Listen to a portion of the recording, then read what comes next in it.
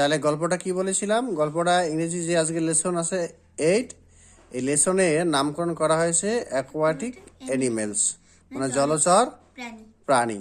কথা কি ক্লিয়ার? কি বললাম? জলচর প্রাণী প্রাণী, ঠিক আছে? মানে জলের মধ্যে যে সমস্ত প্রাণী বাস করে তাদেরকে বলা হয় জলচর প্রাণী। কথা কি ক্লিয়ার? তো গল্প আমরা শুরু করি, লেট স্টার্ট, ঠিক আছে? তো বলছে করিম স্টাডিজ ইন ক্লাস 3। করিম তৃতীয় শ্রেণীতে পড়ে। তাহলে আমরা জানি করিম কোন শ্রেণীতে পড়ে? তৃতীয় শ্রেণীতে তৃতীয় শ্রেণীতে পড়ে, ঠিক আছে?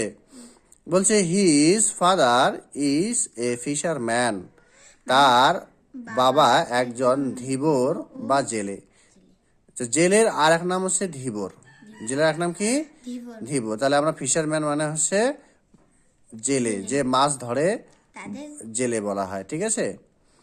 বলছে সাম টাইমস করিম গোস আউট, বলছে with his father to catch fish, মানে মাঝে মাঝেই করিম কি করতো, তার বাবার সঙ্গে কি বাইরে মাছ ধরতে বাইরে যায়, ঠিক আছে? না, তার বাবার সঙ্গে অ্যাকচুয়ালি মাছ ধরতে, তার বাবা যেখানে যায় সেখানেই সে কি করে মাছ ধরতে যায়।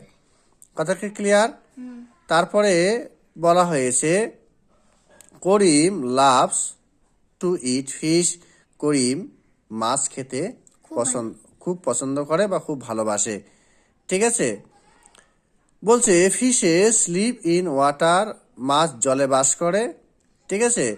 দে আর অ্যাকোয়াটিক অ্যানিমেলস, তাদেরকে জলচর প্রাণী বলা হয় বা বলে। They can breathe in water with their gills, তারা তাদের ফুলকার সাহায্যে কি করে শ্বাসকার্য চালায়। আমরা যেমন আমাদের ফুসফুস রয়েছে, কি হয়েছে? ফুসফুস রয়েছে। আমরা আমাদের শ্বাসকার্য ফুসফুসের সাহায্যে চালাচ্ছি।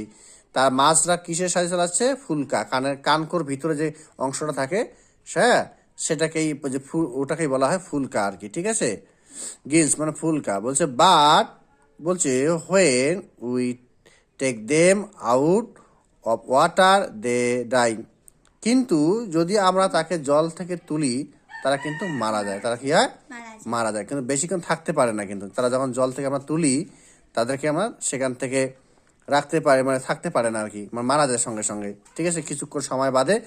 তবে কিছু কিছু প্রাণী সহজে মারা যায় না, যেমন রুই, তোমার হচ্ছে শিঙ্গি, মাগুর, কই, ট্যাংরা, এগুলো মাছের একটু শক্ত জীব, এরা অনেকক্ষণ বেঁচে থাকতে পারে ডাঙাতেও, ঠিক আছে? আর বাকি মাছগুলো তোলার সঙ্গে সঙ্গেই কিছু সময়ের বাদেই মারা যায়, ঠিক আছে? বোঝা গেছে না বোঝা নাই? বলছে a fish moves very easily in water, মানে মাছগুলো কি করে খুব সহজেই জলের মধ্যে চলাফেরা করতে পারে। ডাঙায় তাদের তুললে তা চলাফেরা করতে পারবে না। যেখান প্রাণী, যে জায়গার প্রাণী তাকে সেই জায়গায় রাখতে হবে, তারাই সেখানে থাকতে স্বাচ্ছন্দ্য বোধ মনে করে, বুঝেছো? দ্য টেল, টেল মানে লেস, অফ এ ফিশ, বলছে ইজ হার্ড, মানে মাছের লেজ খুব শক্ত। কি হয়? শক্ত। দ্য ফিশ চেঞ্জ, বলছে it's direction with its tail, সেরা বা মাছগুলো তাদের লেজের সাহায্যে সহজেই দিক পরিবর্তন করতে পারে। একটা মাছ যখন একদিক থেকে আরেক দিক যাবে, তার লেজেই তার সাহায্য করে তাকে নিয়ে যাওয়ার জন্য। ওটা কি ক্লিয়ার না বোঝে নাই? ওকে, গুড। তাহলে আমরা এই গল্পটা তোমাকে দিলাম, এই গল্পটা বাড়িতে সুন্দর করে মুখস্থ করবে।